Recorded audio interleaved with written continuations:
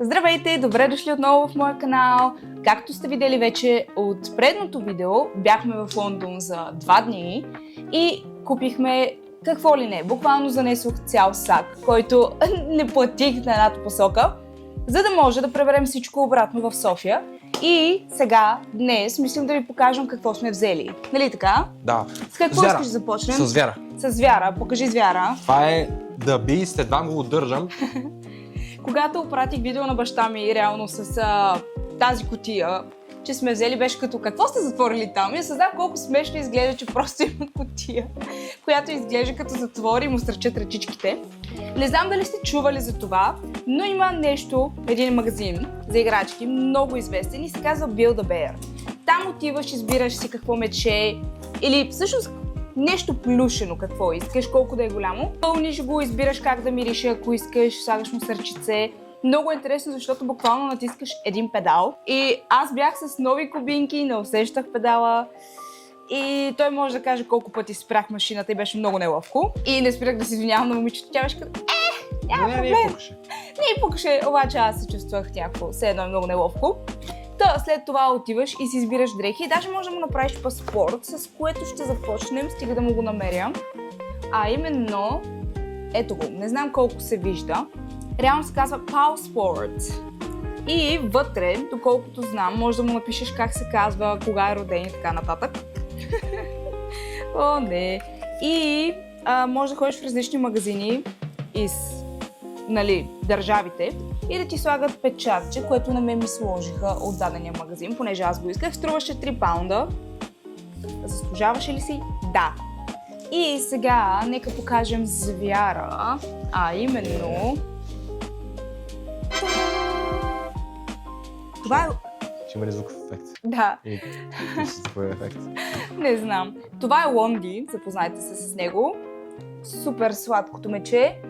Аз му избрах целия аутфит. А тя ще няма прави тук обувката. Тогава ме веднъж ще е така смачкана. Дано не е била смачкана още от магазина. Дадох повече пари, отколкото мислех, че ще дам за него, обаче бях как ще го оставя без гащи. Иначе ще е без гащи. Но да, това е Лонди, може да седи тук при нас. И да му оставим кутията настрани, затвора ще го приберем после, защото е много опасен.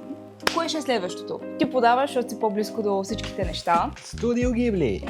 Има нов поп-ап магазин, който е до януари, мисля, на Ghibli Studio и трябваше да отидем, като се наредихме на опашката в студа, защото естествено беше мега студено.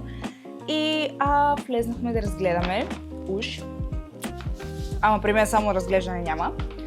Взех си този тефтер, който е на Kiki's Delivery Service, който реално вътре е с бели листа, което е супер, защото мога да рисувам в него. Много ми харесва междинната страница. Много е приятен, беше страшно скъп. Най-вероятно друга ситуация не бих си го купила, честно казано. И на него му купих котенцето на Кики. Мисля, че беше Жижи, нямам идея как се произнася. Много сладка плюшка и тя беше страшно скъпа. Като цяло магазина бих казала, че беше доста скъп. Нямаше някакви ефтини неща. В смисъл всичко беше над 8-10 паунда. Нямам идея. Ти си мима на клипа. Да. Няма никакво говорене, аз просто си говоря сама. Чакай да приберем обратно това. Защото аз обичам винаги после да прибирам нещата, все едно никога не съм ги отварял и се чувствам все едно получавам нови подаръци, което е супер готино. И ти вземат място в стаята и само се сбуташ тя и си като беби, отвори ги тези подаръци вече! Известно време, реално след това си ги прибирам, няма проблеми. Давай сега сака, започваме сака. Това бяха нещата извън сака. Котенце! Не дейде! Издерени хубавия диван.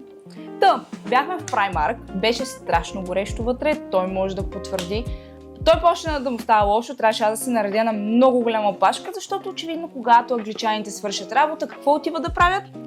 Да пазарят. Да пазарят, да. Оттам си взехме Шрек. Чаша с Шрек чорапи, просто защото и двамата сме големи фенове. Много е кърст. It's very cute. Мислихме, че ще има много Wednesday неща.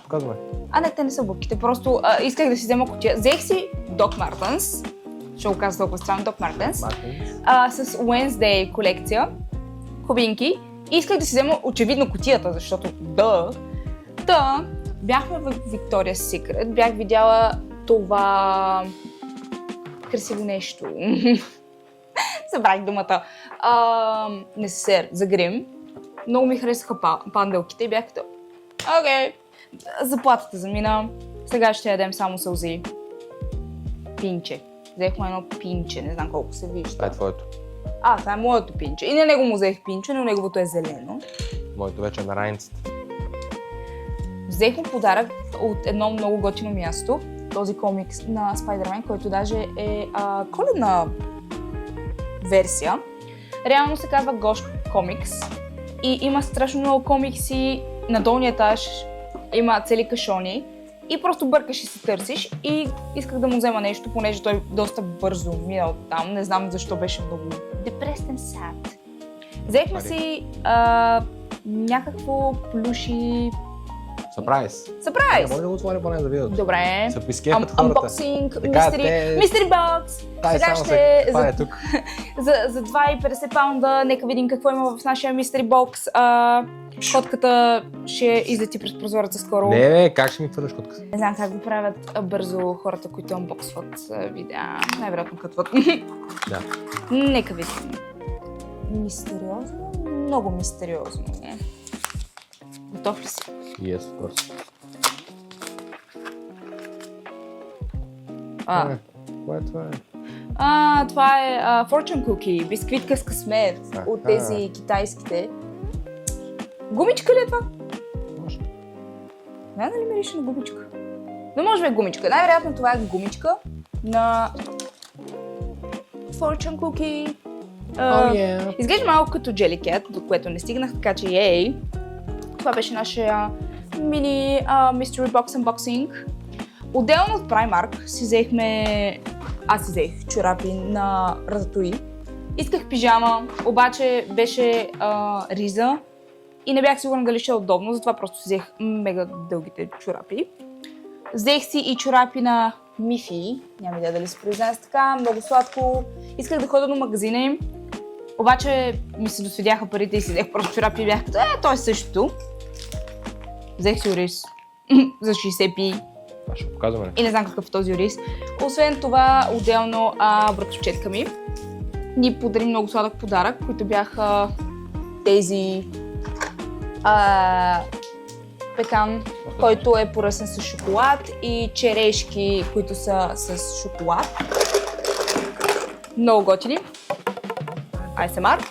Много вкусни, между другото. И двамата всъщност не бяхме сигурни дали ще е толкова добро, колкото всъщност беше даже по-добро. Отделно той си взе чехли, които ще сложа в видео, защото вече съм му на краката, и чорапи, които не мога да снимам, защото май отидоха в коша за пране.